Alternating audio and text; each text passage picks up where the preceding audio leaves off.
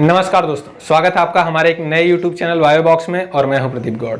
आज हम जानेंगे मेंडल बाबा के बारे में। जी हाँ, कि मेंडल के बारे में जानेंगे और उन्होंने कौन कौन से कारनामे किए थे, कौन कौन से एक्सपेरिमेंट किए थे, किस पर एक्सपेरिमेंट किए थे, ये सारी चीज़ों के बारे में हम जानेंगे। तो चलिए टाइम ना वेस्ट करते हुए हम स्टार्ट करते हैं। ठीक है, तो पहले हम मेंडल के बारे में जानते हैं कुछ चीज़ें। Mendel is known as father of genetics. जी हाँ, मेंडल को हम क्या कहते हैं? फादर ऑफ जेनेटिक्स कहते हैं, जस्ट बिकॉज कि इन्होंने जेनेटिक्स के ऊपर बहुत सारी चीजें डिस्कवर की थी, बहुत सारे एक्सपेरिमेंट किए थे। ठीक है, and Mendel was born on 22 July 1822 in Austria which is now present in चेक रिपब्लिक। जी हाँ बच्चों, मैं आपको बता दूं कि जो मेंडल थे वो बड़े ही ग्रेट साइंटिस्ट थे और उनका जो बॉर्न हुआ था वो कब हुए थे बच्चा जी? 22 जुलाई 1822। ये काफी बार क्वेश्चन पूछा हुआ है। और कहाँ पे बॉर्न हुए थे? ऑस्ट्रिया में। ठीक है, एक ऑस्ट्रिया एम्पायर था जो कि अभी कहाँ पे है? चेक रिपब्लिक में। ठीक है, आप अगर आपने गूगल मैप देखा होगा या फिर आप बहुत ज्यादा इंटरनेशनल न्यूज सर्च करते होंगे तो आपको पता होगा, नहीं तो आप गूगल कर ही सकते हो। ठीक है, तो चेक रिपब्लिक में पड़ता है अभी ऑस्ट्रिया, और वहां पे क्या हुआ था? 22 जुलाई 1822 को जन्म हुआ था किसका? मेंडल का।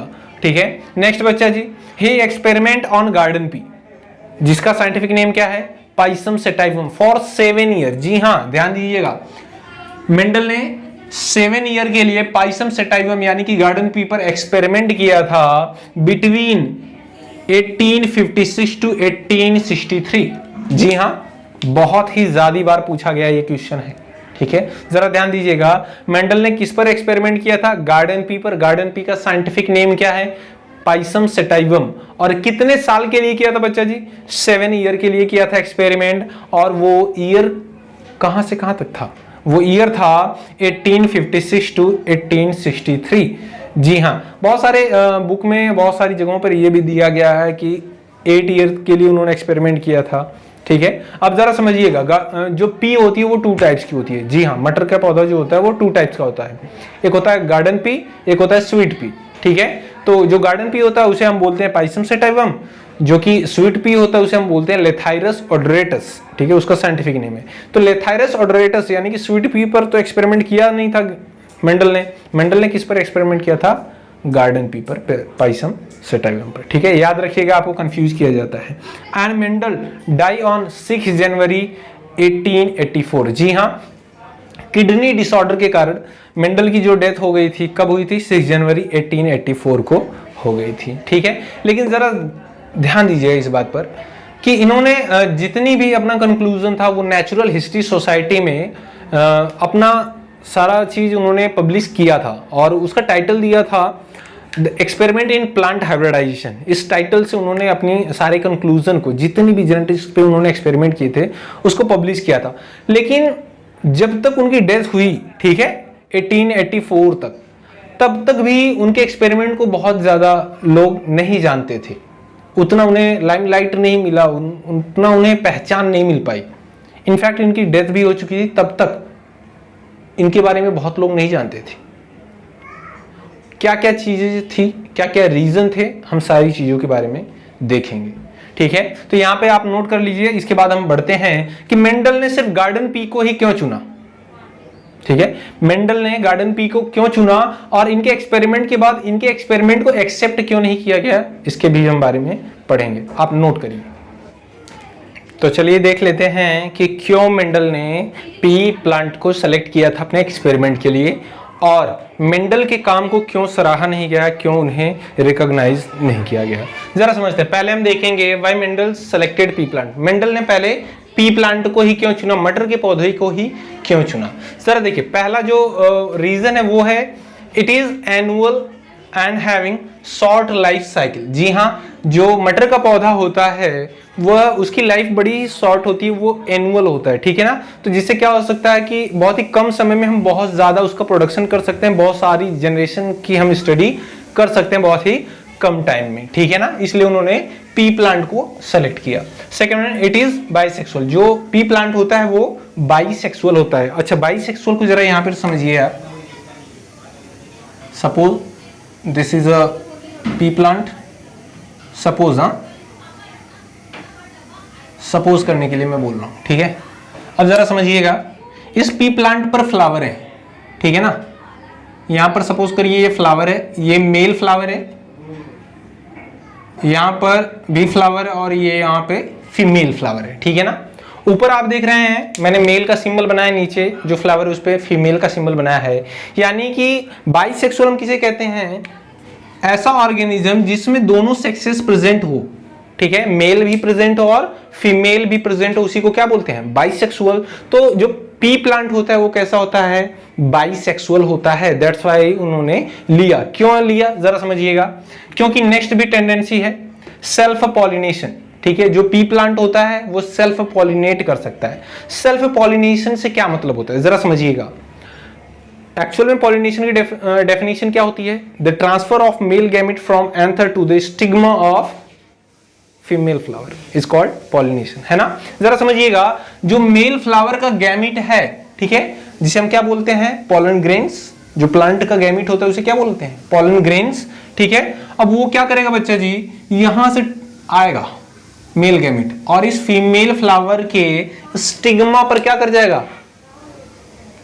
चिपक जाएगा, ठीक है। तो पॉलिनेशन हो गया, ठीक है। तो इसे किसी और प्लांट की जरूरत नहीं है, तो ये सेल्फ पॉलिनेट कर रहा है, खुद से ही प्लांट अपना पॉलिनेशन कर रहा है, ठीक है। यानी आप अदर वे में बोल सकते हो कि फर्टिलाइजेशन परफॉर्म करा रहा है, ठीक है। अच्छा, नेक्स्ट क्यों चुना बच्चा जी? Many contrasting traits. Traits that means क्या होता है जरा समझिएगा।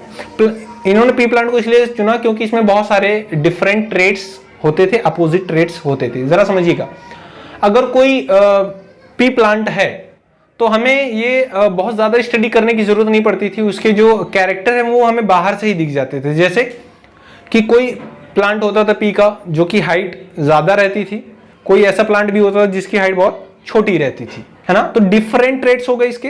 एक पौधा है जो कि बड़ा है, एक पौधा है जो कि छोटा है, तो ये दोनों ट्रेड्स हो गए उसके, ठीक है। अगर फ्लावर की बात करें तो कोई फ्लावर कैसा है? येलो इन कलर है, कोई कैसा है बच्चा जी? वॉयलेट इन कलर है, ठीक है, या व्हाइट इन कलर है, ठीक है। तो बाहर से ही दिख जाते थे, तो जो अपोजिट ट्रेड्स रहते थे वो ऑलरेडी दिख जाते थे। इसलिए इन्होंने क्या किया? पी प्लांट को सेलेक्ट किया अपने एक्सपेरिमेंट के लिए।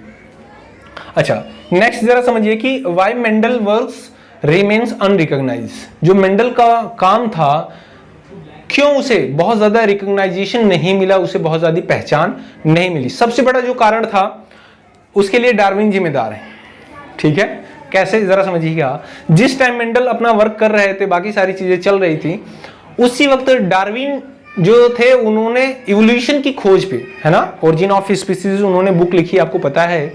तो वो उस वक्त ये एक्सप्लेन कर रहे थे कि हमारा जन्म कैसे हुआ, इंसानों का जन्म कैसे हुआ। तो हर किसी को इस पे बड़ी ही क्यूरियोसिटी रहती है, लोग जानने के लिए उत्सुक रहते हैं कि इंसानों का जन्म कहाँ से हुआ, कैसे हुए, कैसे हमारा विकास हुआ। तो इस पे जो रिसर्च चल रही थी उस रिसर्च को परफॉर्म कर रहे थे डार्विन, ठीक है। तो लोग ये जानने में ज्यादा व्यस्त थे कि हमारा जन्म कैसे हुआ इस धरती पर, ना कि जेनेटिक्स क्या है, हेरिडिटी क्या है, इनहेरिटेंस क्या है। तो सभी लोगों का फोकस ज्यादातर डार्विन की तरफ था, मेंडल की तरफ नहीं था। पहला जो सबसे बड़ा रीजन था, ठीक है। उसके सिवा और कौन रीजन थे बच्चा जी? Communication was not good at that time. जी हाँ, उस टाइम पर जिस वक्त मेंडल अपना वर्क कर रहे थे 1856 टू 1863 के बीच में, ठीक है, जब उन्होंने सारी चीजें अपने पब्लिश की, उस वक्त वाईफाई नहीं था, इंटरनेट नहीं था, ठीक है, और कम्युनिकेशन भी बहुत ज्यादा स्ट्रांग नहीं था, ठीक है। जैसे आज होता है, कोई भी फेक न्यूज भी आप अगर पोस्ट कर देते हो तो 1 घंटे 2 घंटे बाद शाम तक तो वायरल हो ही जाती है ना। टिकटॉक पे ही देख लो, 15 सेकंड की वीडियो बना के लोग फेमस हो जाते हैं, मिस्टर फैजू, है ना। लेकिन उस वक्त इतना कम्युनिकेशन स्ट्रांग नहीं था कि सारी चीजों को स्प्रेड की जा सके, अच्छी चीजों को, ठीक है। लेकिन अच्छी चीजों की एक बड़ी अच्छी बात होती है, क्या? देर से ही सही निकल कर सामने जरूर आती है, ठीक है ना, वो छुपती नहीं है कभी, ठीक है। तो 1900 में ये फिर से इसकी डिस्कवरी हुई, मैं आपको बताऊंगा आगे। चलिए आगे देखते हैं। Mendel use mathematics for biology which is not well accepted. जी हाँ, ये सबसे अलग तरीका था इनका, और कहीं ना कहीं ये सबसे बड़ा कारण बना। जो मेंडल थे वो मैथमेटिशियन थे, लेकिन उन्होंने क्या किया? मैथमेटिक्स का यूज बायोलॉजी के लिए कर दिया, ठीक है। तो जो भी सुनता था कि भाई बायोलॉजी में मैथ है क्या, तो ये मेंडल बोलते थे हाँ मैंने बायोलॉजी में मैथ को ऐड किया, आप देखिए इस मैथमेटिकल फॉर्मूले के थ्रू आप बायोलॉजी को सॉल्व कर सकते हो। तो कोई भी सुनता था क्या बेवकूफ़ी है भाई, बायोलॉजी में मैथ को घुसा रहे हो यार, हैं दोनों सेपरेट सब्जेक्ट्स हैं।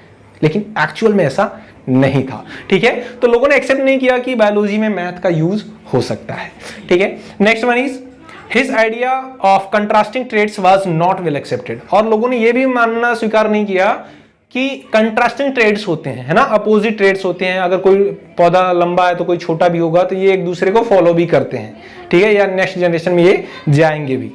इसको भी एक्सप्लेन नहीं किया उन्होंने। और Mendel could not give any physical proof of factor, यानी कि जी हाँ, आपने जाना कि मेंडल ने ही बताया था इनहेरिटेंस क्या होता है, transfer of character from one generation to next generation, है ना। और आप जानते हो कि कैरेक्टर को पेरेंट्स से ऑफस्प्रिंग तक लाने के लिए किसी एक फैक्टर की जरूरत पड़ती है, वो क्या था, जीन था। जीन तो अभी हमने जाना है, लेकिन उसी फैक्टर को क्या बोला था मेंडल ने, फैक्टर बोला था। फैक्टर को फैक्टर बोल दिया ना, कितनी कमाल की बात है, जरा समझिएगा। उन्होंने बताया था, मेंडल ने बताया था कि कुछ तो ऐसा है जो कि पेरेंट्स से, माता पिता से कैरेक्टर को उनके बच्चों में डाल रहा है, तो उसी को इन्होंने क्या बोल दिया था, फैक्टर, ठीक है, जिसे अभी हम जीन के नाम से जानते हैं। लेकिन मेंडल ने कभी भी उस चीज को प्रूफ नहीं कर पाया कि फैक्टर एक्चुअल में होता क्या है, ठीक है, कोई भी एविडेंस नहीं दे पाए। इसलिए इनकी जो डिस्कवरीज थी उन्हें पहचान नहीं मिल पाई, ठीक है। ये कुछ सारी चीजें थी, ठीक है। आगे का नेक्स्ट सेशन में हम पढ़ेंगे। अगर वीडियो आपको पसंद आई हो तो लाइक करें, चैनल को सब्सक्राइब करें। मिलते हैं आपसे नेक्स्ट वीडियो में, तब तक के लिए जय हिंद।